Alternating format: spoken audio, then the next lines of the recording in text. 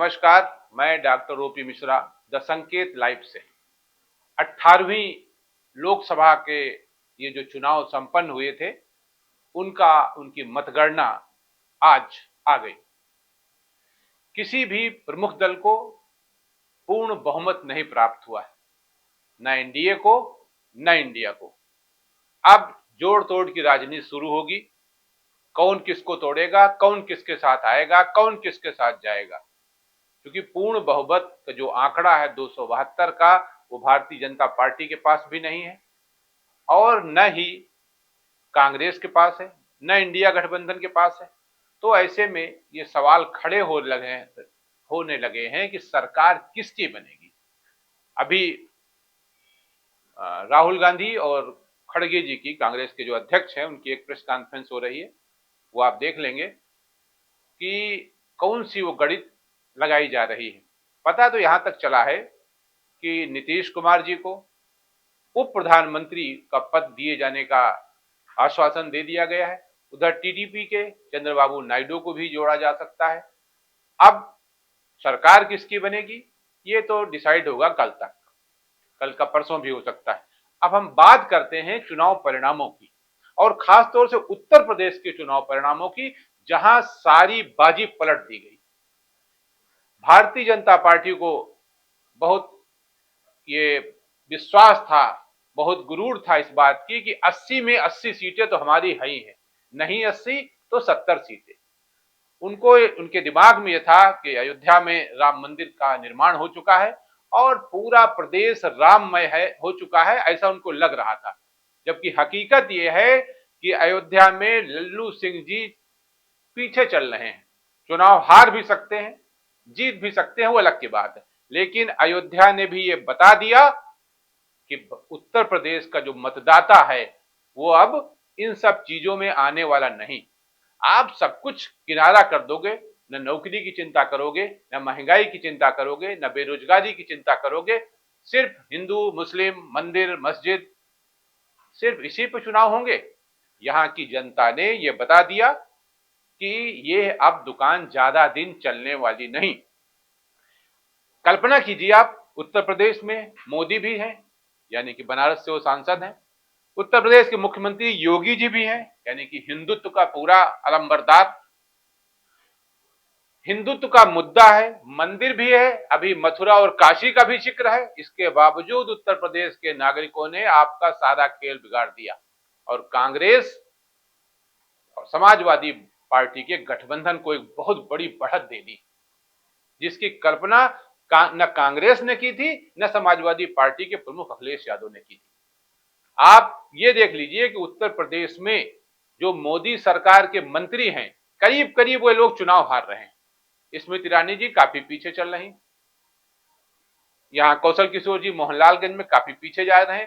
राजनाथ सिंह जैसे दिग्गज को लखनऊ लोकसभा, जो कि शहरी क्षेत्र है, चुनाव जीतने के लिए एड़ी चोटी लगानी पड़ रही। यानी कि कहां कल्पना थी कि हम 5 लाख से जीत रहे हैं, कहां लाखों तक पहुंच पाने में दिक्कत आ रही।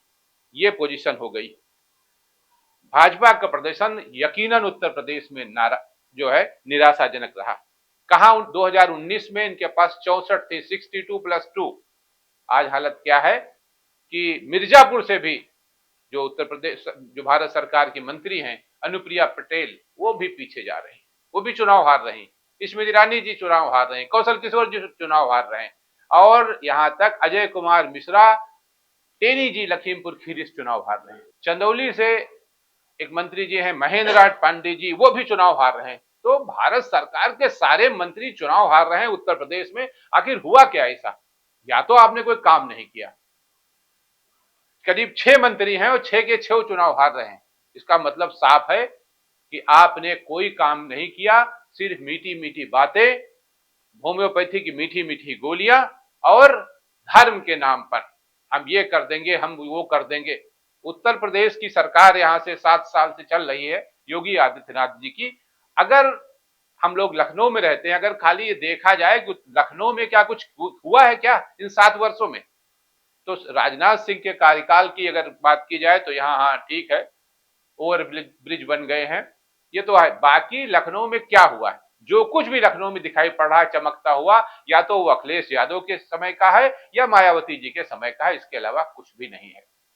तो इन्हीं सब बातों को हम लोगों ने, हमारी पूरी टीम ने जो है, जहां जहां सर्वे किया, द संकेत लाइव की, सभी का ये कहना था कि आप पर्चे एग्जाम कराते हो, पर्चे आउट कराते हो, नौकरी देते नहीं हो, बेरोजगारी बढ़ती जा रही, महंगाई बढ़ती जा रही, तो हम कब तक वो राम नामी जो है घंटा बजाते रहेंगे?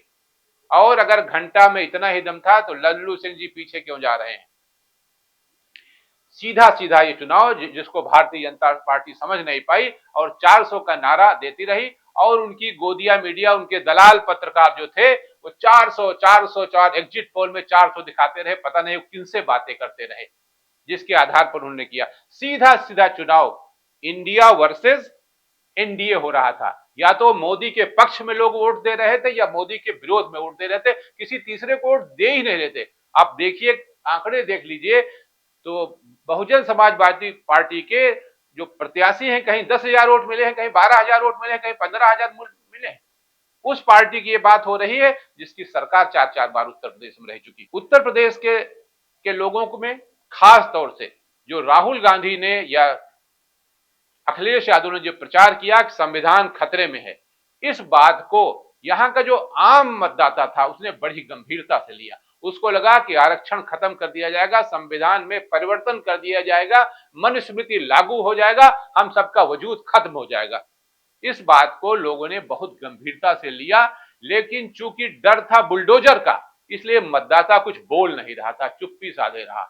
दूसरा, बुलडोजर की बात आई है तो मैं ये स्पष्ट कर दूं, जो ठाकुर समाज था यहाँ का, वो भी अंदर अंदर केंद्र सरकार की या भाजपा हाईकमान की कार्य प्रणाली से नाराज चल रहा था।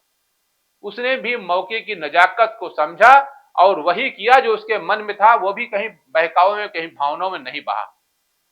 उसका भी खमियाजा एनडीए गठबंधन को, भारतीय जनता पार्टी को भुगतना पड़ा।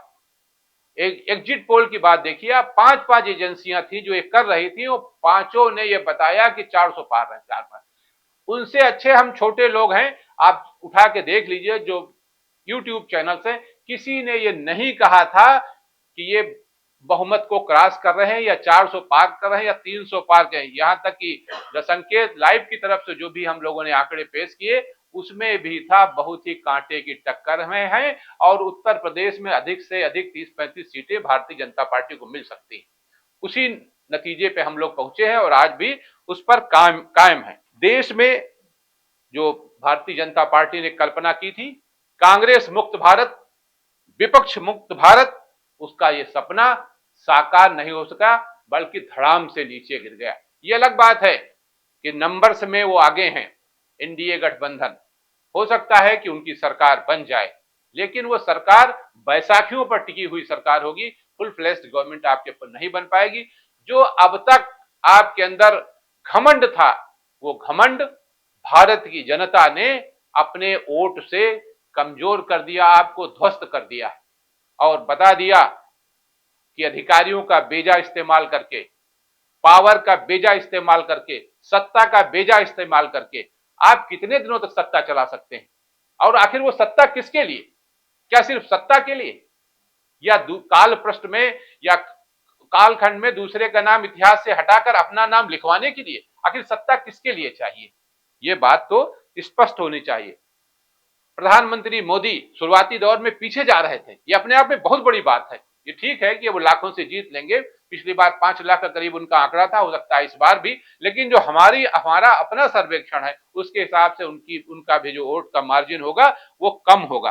रक्षा मंत्री राजनाथ सिंह की अभी हमने चर्चा की है, वो भी काफी कड़े मुकाबले में लड़ रहे हैं। मोहनलालगंज की सीट की चर्चा की, वहां कौशल किशोर जी राज्य मंत्री रहे भारत सरकार में, मोदी जी की सरकार में, वहां भी उनकी पोजीशन अच्छी नहीं रही और यहां भी वो पीछे जा रहे हैं। उम्मीद इस बात की है कि वो चुनाव हार जाएंगे मोहनलालगंज से। सबसे बड़ी बात क्या रही कि जो बीजेपी विरोधी वोट था वो बट नहीं पाया, वो एकमुश्त रहा। बहुजन समाज पार्टी ने उत्तर प्रदेश में ये कोशिश की थी कि ये वोट बट जाए, लेकिन नहीं, पूरा वोट एकमुश्त रहा। या तो लोगों ने मोदी को मोदी के पक्ष में वोट दिया या मोदी के विरोध में दिल खोल के वोट दिया। जिस दलित समाज की, जिस ओबीसी समाज की बात की जा रही थी, उसको भी ये भरोसा हुआ कि जो इंडिया गठबंधन है वही हमारी रक्षा कर सकता है। अदरवाइज अगर इनको 400 की संख्या मिल गई तो ये संविधान में परिवर्तन करके, आमूल चूल परिवर्तन करके मनुस्मृति लागू कर देंगे और हमारा आरक्षण खत्म कर देंगे। पब्लिक का जो कहना था या बोलना था, उसने आवाज नहीं लगाई, उसने जोर नहीं लगाया, वो चुप रहा, खामोश रहा, इंतजार करता रहा समय का। और जब समय आया तो उसने बता दिया कि हम आपके साथ नहीं हैं, आपकी नीतियों से सहमत नहीं हैं। सिर्फ धर्म की बात, जात की बात से देश का विकास नहीं होने वाला है, इसलिए हम इंडिया गठबंधन के साथ हैं। इसी मुद्दे पर हम आगे बात करेंगे अपने सहयोगी हेमंत कृष्ण जी से, जो काफी देर से लालायित हैं इस बहस में भाग लेने के लिए। आइए हेमंत जी। जी हेमंत जी, सुबह से आप देख रहे हैं कि क्या पोजीशन चल रही है। सबसे पहले हम उत्तर प्रदेश के बारे में आपसे सवाल करते हैं। उत्तर प्रदेश को आप किस दृष्टि से देख रहे हैं? डॉक्टर साहब, उत्तर प्रदेश में हमने जब भी चर्चा किया है जी, तो मैंने ये कहा है जी कि अखिलेश यादव 35 से 45 के बीच में रहेंगे। जी, कारण ये था, मैं डुमरियागंज भी गया था, मैं मोहनलालगंज भी गया था, मैं फैजाबाद भी गया था, बनारस भी गया था, तमाम जगहों पे गया। तो जहां हमें लगा, जैसे फूलपुर में मैंने देखा भीड़ उमड़ गई, मंच टूट गए जी, ऐसे कई जगह पे राहुल के और अखिलेश का जो संयुक्त जहां जहां पे भी जनसभाएं हुई, वो जनसभा इतनी जबरदस्त थी कि वो भाजपा उसको कहीं कवर नहीं कर पाई पूरे उत्तर प्रदेश में। तो जो जनता को उत्साह मैंने देखा और जो ये बात कही जा रही थी, और खासकर जो सोशल मीडिया के पत्रकार हैं, बड़े पत्रकार, ये चुनाव इंडिया नहीं लड़ रही है, ये चुनाव भाजपा से सीधे वोटर लड़ रहा, सीधे जनता लड़ रही है। तो ये जनसभाओं में दिखाई पड़ा अखिलेश और राहुल के। क्या ये बात फिर भाजपा नहीं समझ पाई क्या? नहीं, भाजपा मुगालते में रही। जी, और वो हारी क्यों? अगर अमित शाह ने यहाँ के मुख्यमंत्री योगी आदित्यनाथ का साथ दिया होता कई मौकों पे, जबकि अरविंद केजरीवाल ने कहा कि जैसे ही सरकार बनेगी बीजेपी की 2 महीने के अंदर ये हटा दिए जाएंगे और प्रधानमंत्री मोदी नहीं रहेंगे। तो मोदी का तो बचाव किया उन्होंने, इनका नहीं किया गया, इनका बचाव नहीं किया। और अंदर खाने में ये चर्चा रही कि चूंकि मोदी जी अमित शाह को प्रधानमंत्री बनाना चाहते हैं, इसलिए ये बीच का कांटा है। ये सबसे बड़ी बात, ये सबसे बड़ी बात रही। और ये बात बाबा को लगी, यहाँ उत्तर प्रदेश के मुख्यमंत्री को।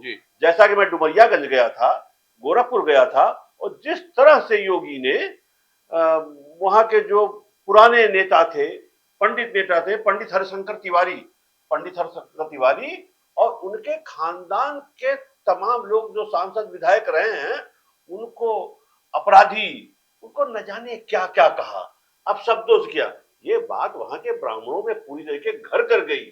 तो जो ये पूर्वांचल की सीटें रही, ज्यादातर वहां का ब्राह्मण जो बची हुई थी छठे और सातवें चक्र की, वहां का ब्राह्मण पूरी तरीके एकजाई हो गया। इंडिया गठबंधन, जो ब्राह्मण अंततः भाजपा का हुआ करता था, वो इस बार इंडिया गठबंधन के साथ पूरी तरीके चला गया। एक बात। दूसरी बात, राजा भैया को नहीं पटा पाई ये नहीं। तो आप ये समझिए कि लखनऊ के इधर प्रतापगढ़, इलाहाबाद से लेकर बनारस तक का सारा ठाकुर इनके विरोध में खड़ा हो गया। और इन बातों को हमने अच्छे ढंग से संज्ञान लिया, जबकि गोदी मीडिया चीख कर पहले चरण से लेकर के चुनाव के बाद जब इसने सर्वेक्षण प्रस्तुत किया, तब भी बता रहा था कि 400 पार, 400 पार। ठकाठक इन दोनों में ठकाठक तो चला उत्तर प्रदेश में। 400 पार नहीं चला गया एकदम क्या। और अब बताऊंगा आपको और बात, लग रहा होगा आपको कि भाजपा अलायंस सरकार बनाने जा रही है, लेकिन मुझे तो इसमें भी अभी संदेह है। संदेह क्यों है? अब जो आप सत्ता देखिए प्रधानमंत्री मोदी जी अभी भारतीय जनता पार्टी कार्यालय में पहुंच रहे हैं, अभी संबोधित कर रहे हैं। आप उनको सुनिए क्या कहते हैं। अभी सुनिए क्या है जी। अभी क्या है कि सत्ता की कुंजी इस वक्त नीतीश कुमार और चंद्रबाबू नायडू के हाथ में है जी। अगर कहीं ये दोनों इंडिया गठबंधन के साथ चले आए तो क्या होगा?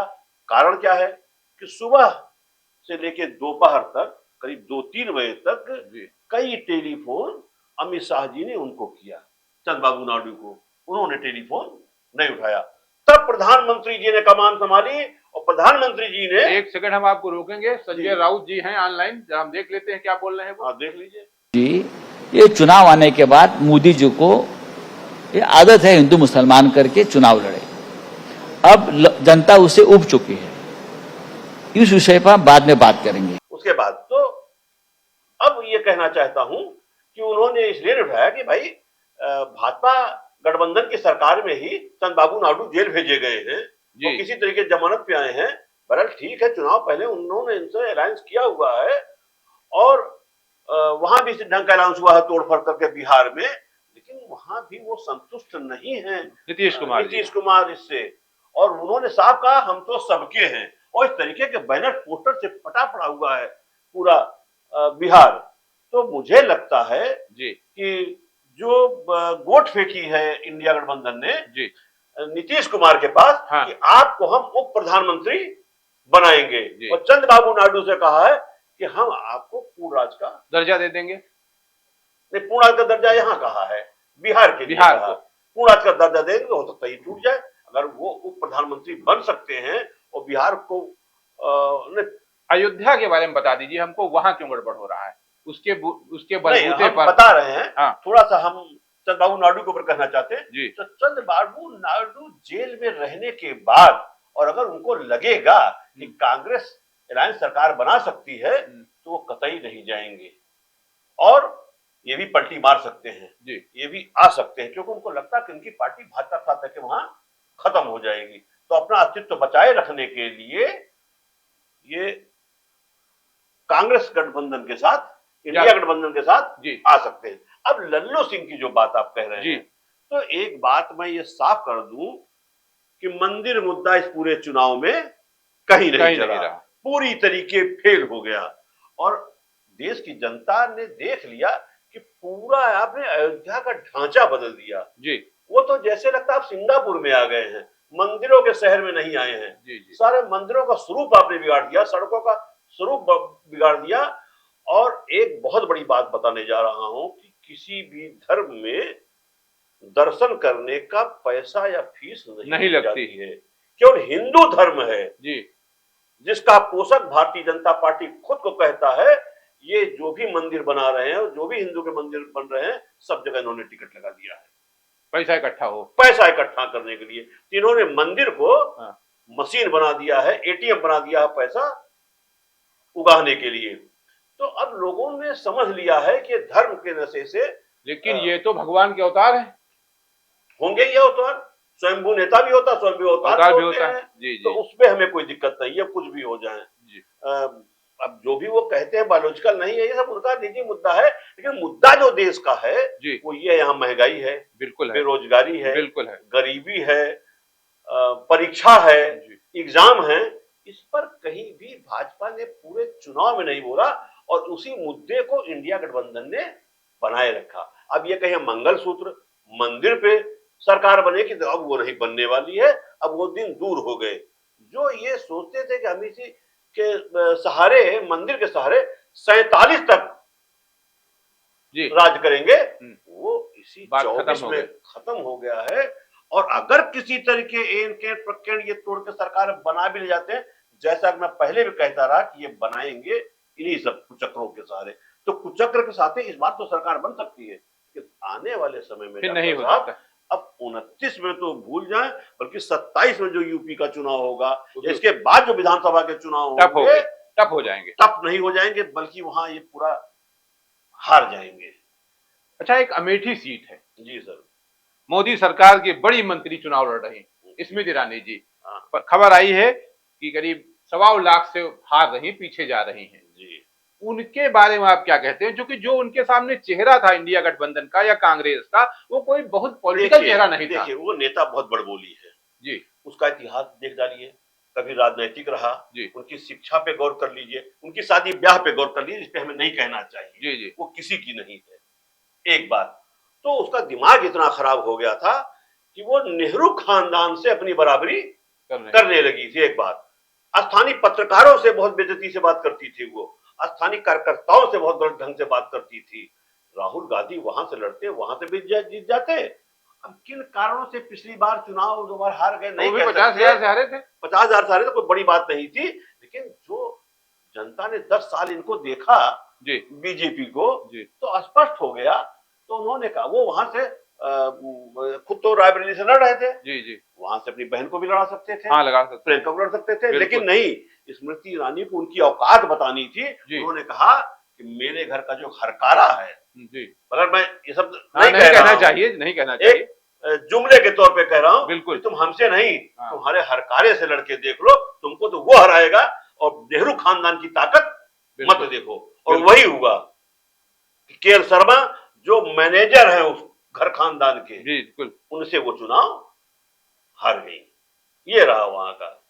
महाराष्ट्र की अगर बात करें तो वहाँ असली शिवसेना जिसको बताया था नकली शिवसेना, वहाँ क्या ये जनता तय करती है कौन असली है कौन नकली है। बिल्कुल ठीक बात है आपकी। तो वहां असली शिवसेना उद्धव ठाकरे वाली उद्धव है, ठाकरे वाली हो गई, औकात मालूम हुई असली सबको। एनसीपी शरद पवार वाली। एनसीपी शरद पवार वाली, क्योंकि जनता ने तय किया है, आप नहीं, तोड़फोड़ से उन्होंने अपने को असली सिद्ध किया था।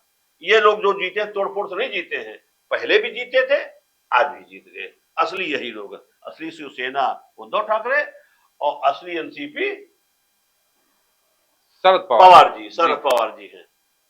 अब आप ये हम आप इससे जानना चाहते हैं कि अगर भाई एनडीए के नंबर्स तो ज्यादा हैं, जी हैं, अगर उनकी सरकार बनती है तो प्रधानमंत्री नरेंद्र मोदी बन रहे हैं कि नहीं बन सकते? हाँ, इस पर भी मैं बता दूं जी, अब पेच फंसेगा जी, क्योंकि ये जो है 243 तक पहुंच पाए हैं अभी तक भाजपा जी, पहले ये 272 भाजपा ही क्रॉस कर गई थी। जी, तो अब सवाल है कि काफी का अंतर आएगा, बढ़ गया, 43, 10-53, 10-63, 30 सीट का अंतर आ गया। जी, अब ये 30 सीट ये तय करेगा, और ये कौन तय करेंगे?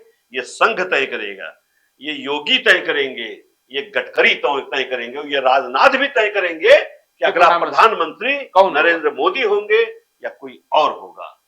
और बताऊं आपको, अब ये सरकार बीजेपी की नहीं है जी, अब ये सरकार एनडीए की बनेगी, बीजेपी की नहीं बनेगी, बीजेपी की नहीं बनेगी। अच्छा, इस अगर सरकार एनडीए की बन रही है तो उत्तर प्रदेश का क्या हाल रहेगा? उत्तर प्रदेश में बाबा को यानी योगी आदित्यनाथ को कोई नहीं हटा सकता है, पूरी मजबूती से। हाँ, अब ये 27 तक रहेंगे। अंगद के पांव हैं, इन्होंने मुख्यमंत्री जी ने उत्तर प्रदेश के अंगद के पांव के जगह जमा दिया है, और उन्होंने अमित शाह को और मोदी को औकात उनकी दिखा दिया है, बता नहीं दिया, दिखा दिया उनको कि हम चाहेंगे वही होगा उत्तर प्रदेश वही उत्तर प्रदेश में होगा। इसका मतलब तो ये है कि अगर चुनाव में ये जो इनकी हार हुई है भाजपा की, तो कहीं ना कहीं उनकी कोई भूमिका है क्या? आप ऐसा कुछ कहना चाहते हैं? भूमिका हो ना हो जी, लेकिन आप किसी को अपमानित करेंगे अंदर अंदर बाहर भी समाज में, तो कितना विश्वास रहेगा? बिल्कुल ठीक है बात। तो हम समझते हैं कि आज के लिए पर्याप्त है इतना। हाँ, एक बात मैं और बताऊंगा आपको कि अभी सम्राट चौधरी नीतीश कुमार से मिलने गए थे। सम्राट चौधरी का मतलब है उप मुख्यमंत्री मिलने गए थे, उन्होंने मिलने से इनकार कर दिया, और यही तय करता है कि वो सबके हैं। हाँ। सम्राट चौधरी के नहीं है, एनडीए के नहीं है, अब एनडीए के नहीं है वो। बिल्कुल ठीक है।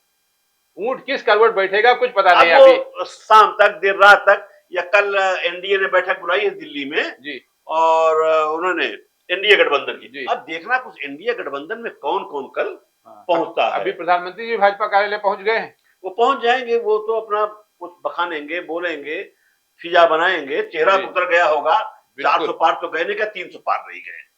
400 बार छोड़ दिया, 303 था वो पार नहीं क्रॉस कर पाए। बिल्कुल बिल्कुल।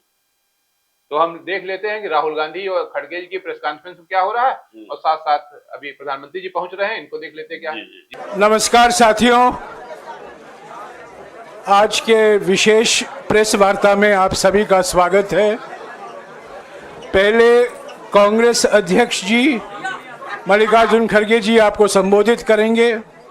उसके बाद में हमारे पूर्व अध्यक्ष राहुल जी आपसे बातचीत करेंगे और हमारे बीच में कांग्रेस संसदीय दल के अध्यक्ष सोनिया गांधी जी भी मौजूद हैं। मैं उनका भी स्वागत करता हूं। कांग्रेस अध्यक्ष मल्लिकार्जुन खड़गे ji. Respected hello madam Sonia Gandhi ji, Rahul Gandhi ji, Priyanka Gandhi ji और इस मंच पे बैठे हुए हमारे पार्टी के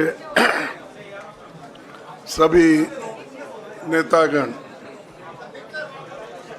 आज जो देश में चुनाव के रिजल्ट आए हैं, ये मैं तो पहले कहूँगा, ये जो रिजल्ट है जनता की रिजल्ट है और ये जनता की जीत है और लोकतंत्र की जीत है। हम पहले से यही कह रहे थे कि ये लड़ाई हमारी मोदी वर्सेस जनता है, लोग हैं।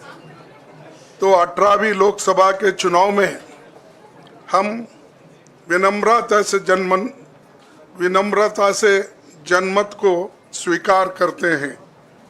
इस बार जनता ने किसी एक दल को पूर्ण बहुमत नहीं दिया, खासकर सत्ताधारी दल भाजपा ने एक व्यक्ति एक चेहरे के नाम पर वोट मांगा। अब ये स्पष्ट हो गया है कि ये मैंडेट मोदी जी के खिलाफ गया है। ये उनकी राजनीतिक और नैतिक हार है। जो व्यक्ति बार बार अपने नाम से ही हर जगह वोट मांगते थे, उनकी ये बहुत बड़ी हार है और नैतिक दृष्टि से ये तो उनको बहुत बड़ा नुकसान हुआ है।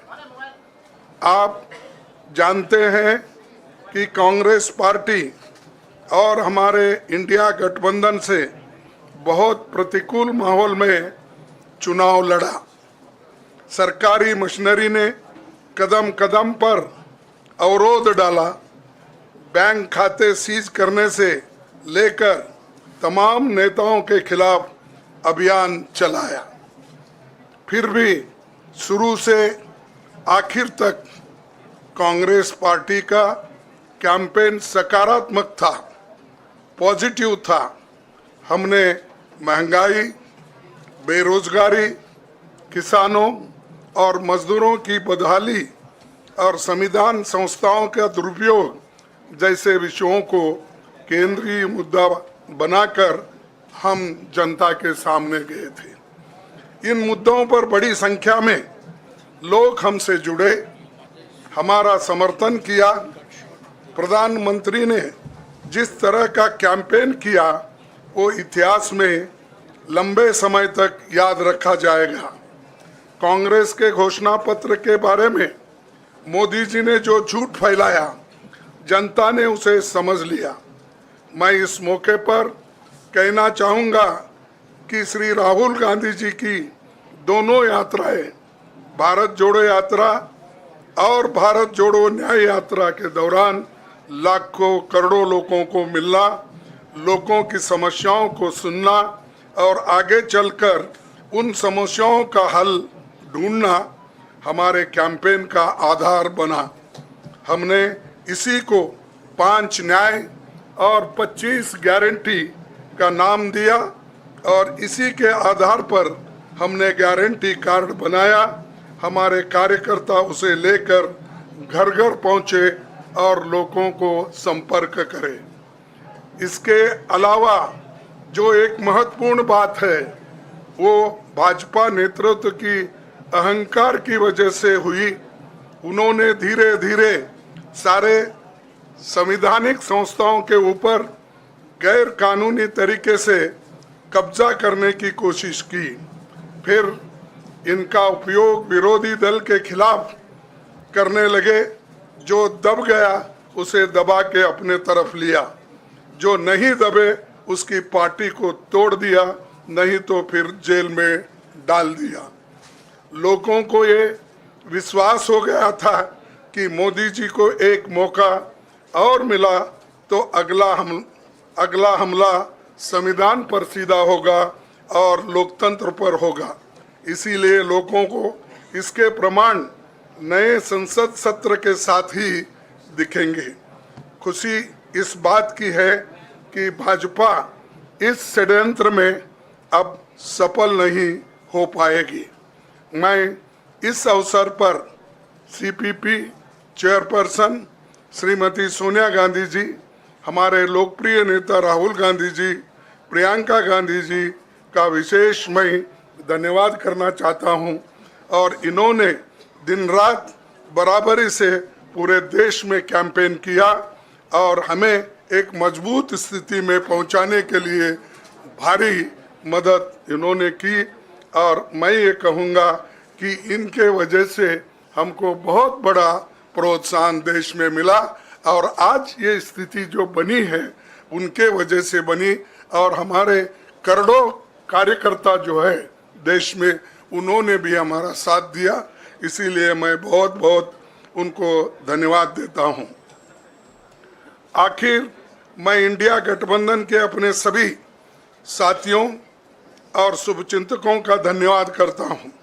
सभी एक साथ मिलकर एक स्वर में रहे, सभी ने मिलकर प्रचार किया और एक दूसरे की मदद की। हमारे हजारों लाखों कार्यकर्ताओं ने अच्छे तालमेल के साथ काम किया। आप सभी का धन्यवाद। अभी हमारी लड़ाई अंजाम तक नहीं पहुंची है। हम सबको आने वाले दिनों में इसी तरह लोगों के अधिकारों के लिए, संविधान की रक्षा के लिए, लोकतंत्र के बचाव के लिए, देश की तरक्की के लिए, सीमाओं पर सुरक्षा के लिए लड़ते रहना चाहेंगे। हमें सुनिश्चित करना होगा कि संसद सुचारू रूप से चले, विपक्ष के मुद्दों को प्राथमिकता मिले, संसद में उन पर बहस हो। आने वाले दिन महत्वपूर्ण होंगे। हम आपसे बात करेंगे जब कभी भी मौका मिले। आप सभी को मेरा धन्यवाद। और आपका साथ भी हमको रहा और हमने चुनाव में भी जहाँ जहाँ हमको जितना हो सकता है वो साथ आपने दिया। इसलिए आप सभी को भी मैं धन्यवाद करता हूं और सभी को नमस्कार। शुक्रिया खड़गे जी। मैं राहुल जी से गुजारिश करूंगा वो आपको संबोधित करें।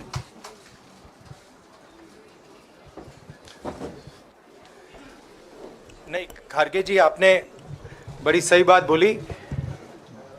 जहां तक आप हमारी मदद कर सकते थे उसी लेवल तक मदद की। देखिए, ये चुनाव इंडिया गठबंधन और कांग्रेस पार्टी सिर्फ एक राजनीतिक दल के खिलाफ नहीं लड़ी थी। ये चुनाव हम बीजेपी, एक राजनीतिक दल, हिंदुस्तान के इंस्टीट्यूशंस, हिंदुस्तान का जो पूरा गवर्नेंस का स्ट्रक्चर है, इंटेलिजेंस एजेंसीज, सीबीआई, ईडी, ये सब, आधी जुडिशरी, इन सब के खिलाफ हम लड़े थे। क्योंकि इन सब संस्थाओं को, इन सब इंस्टीट्यूशंस को नरेंद्र मोदी जी ने और अमित शाह जी ने कैप्चर करा, धमकाया, डराया। प्रेस की तो मैं बात करता रहता हूं।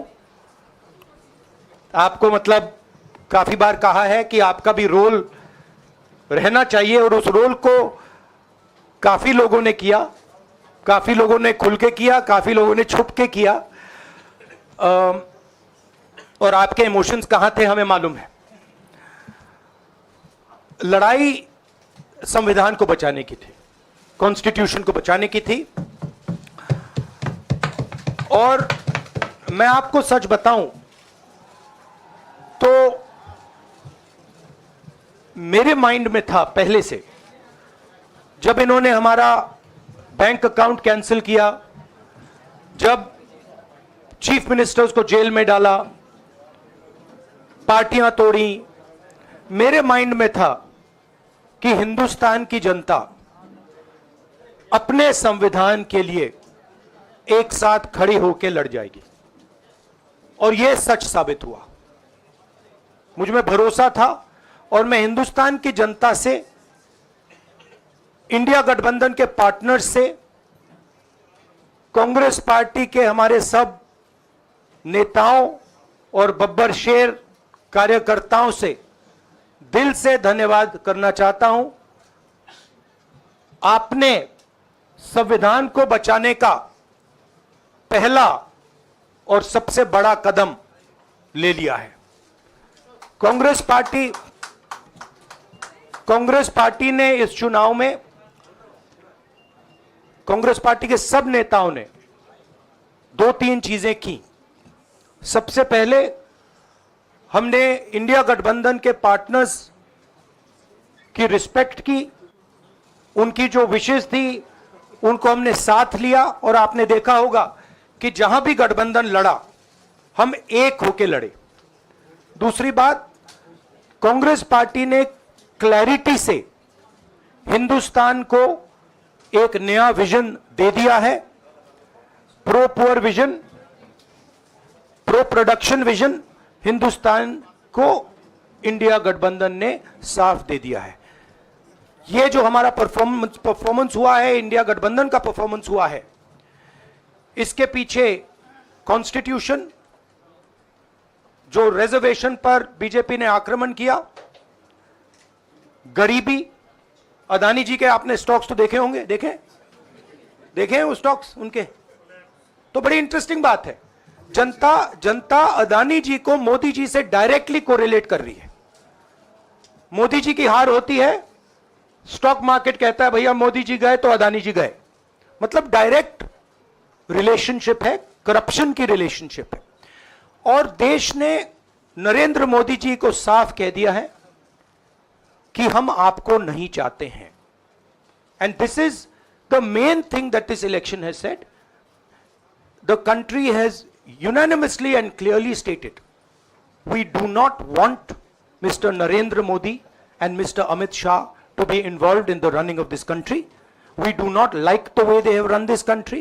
We do not appreciate the way they have attacked the constitution. We do not appreciate the way they have run this country for the last 10 years. So that is a huge message to Mr. Narendra Modi.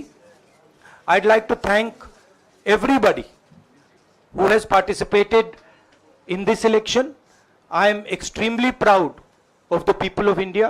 I am extremely proud of the people who have resisted this onslaught on the constitution. और अंत में मैं आपको कह दूं कि इसको बचाने का काम हिंदुस्तान के सबसे गरीब लोगों ने किया है। सबसे गरीब लोगों ने किया है, मजदूरों ने किया है, किसानों ने किया है, दलितों ने किया है, आदिवासियों ने किया है, पिछड़ों ने किया है। इन लोगों ने इस कॉन्स्टिट्यूशन को बचाया है। ये कॉन्स्टिट्यूशन देश की आवाज है। बहुत सारे लोग ने इसको नहीं बचाया, चुप रह गए थे, मगर हिंदुस्तान के सबसे गरीब लोग, सबसे कमजोर लोग खड़े हो गए और उन्होंने इस कॉन्स्टिट्यूशन को बचाया। मैं उनका धन्यवाद करना चाहता हूं, उनसे कहना चाहता हूं कि कांग्रेस पार्टी आपके साथ खड़ी है। जो हमने आपको वायदे किए थे, हम वो वायदे आपके लिए पूरे करेंगे। जाति जनगणना, महालक्ष्मी, ये हमारे वायदे हैं। धन्यवाद। शुक्रिया राहुल जी। अभी 3-4 सवाल सिर्फ हम लेंगे। एक मिनट प्लीज, एक मिनट, शांत हो जाइए प्लीज, शांत हो जाइए प्लीज, शांत हो जाइए, एक मिनट शांत हो जाइए।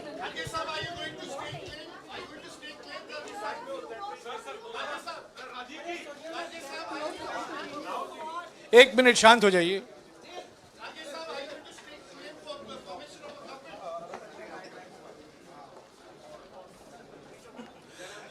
एक मिनट, खड़गे जी और राहुल जी आपका 4-5 सवाल लेंगे। संजीव, हाँ जी, एक मिनट, एक एक करके चिल्लाइएगा मत प्लीज, चिल्लाइएगा मत। हाँ Sanjeev. Rahul ji, although the NDA has emerged as, they are getting the majority, but some of its partners have been your partners in the past, including the TDP and the JDU. So have you decided to sit in the opposition, or there are chances of government formation by the India government? As we have said earlier, we're going to have a meeting with our partners, the India Alliance partners. I believe that meeting is tomorrow, and these questions will be raised there, and they will be answered there. We respect our alliance partners, and we are not going to make statements in the press without asking them their opinion.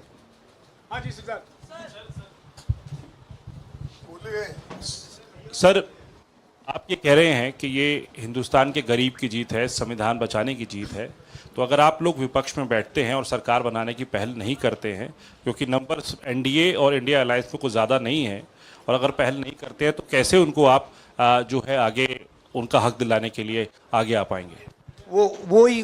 वही सवाल आप मतलब दूसरे तरीके से पूछ रहे हो। कल डिसाइड होगा, इंडिया गठबंधन की मीटिंग है, कल हमारा अलायंस डिसाइड करेगा। बड़ी फाइन लाइन है, तो जो इंडिया गठबंधन डिसाइड करेगा उस पर हम एक्शन लेंगे।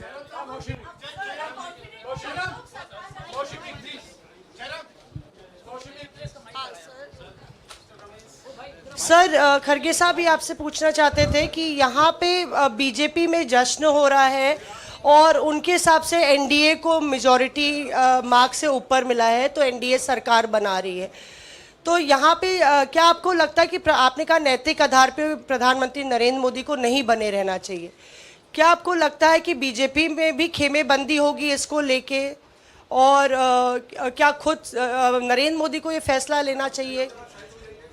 देखिए, अभी राहुल गांधी जी ने आपके सामने स्पष्ट किया, जब तक हम अपने अलायंस पार्टनर से बात नहीं करेंगे और जो नए पार्टनर हमको जुड़ने वाले हैं उनसे भी किस तरीके से हम बात करके अपने को मेजॉरिटी बना सकते हैं वो देखेंगे। सारे स्ट्रैटेजीज अगर यही मैं बोलूँगा फिर मोदी जी होशियार हो जाएंगे, इसलिए। हाँ, जयराम जी,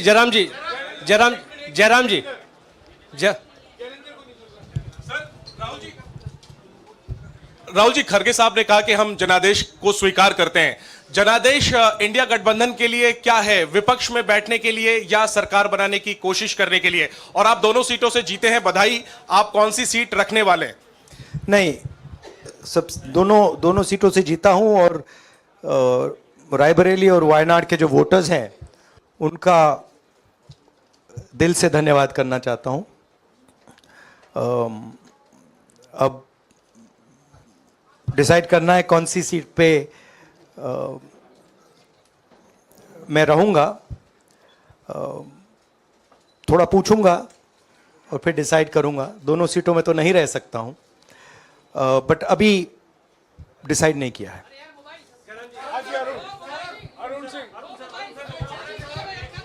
राहुल जी, भारत जोड़ो यात्रा के लिए जब आप निकले थे तब से लेके अब तक काफी लंबी यात्रा रही, काफी बीच में उतार चढ़ाव आए। अब 100 का आंकड़ा आपने छुआ है। 2009 में जब इसी तरह का मैंडेट आया था तो पार्टी के अंदर दो राय थी, एक हम विपक्ष में रहें, पार्टी मजबूत करें, या सरकार के साथ जाएं।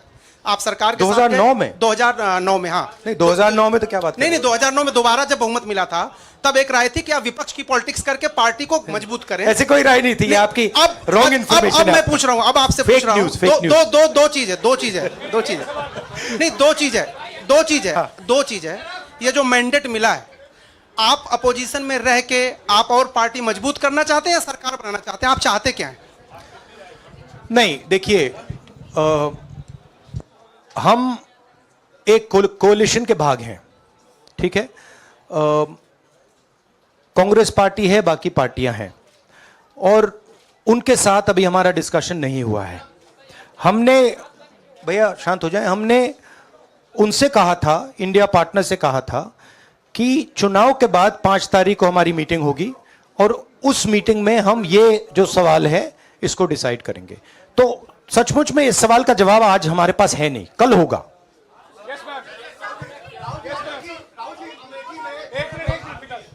राहुल जी, अमेठी में आपके लिए कहा गया कि राहुल गांधी ने अपने पीए को चुनाव लड़ा दिया, अब उन्हीं किशोरीलाल शर्मा नहीं, देखिए ये बीजेपी ने कहा था। नहीं, देखिए बीजेपी लोगों को रिस्पेक्ट नहीं करती है और आज उन्हीं किशोरीलाल ने हरा दिया, तमीज से बात नहीं करती है।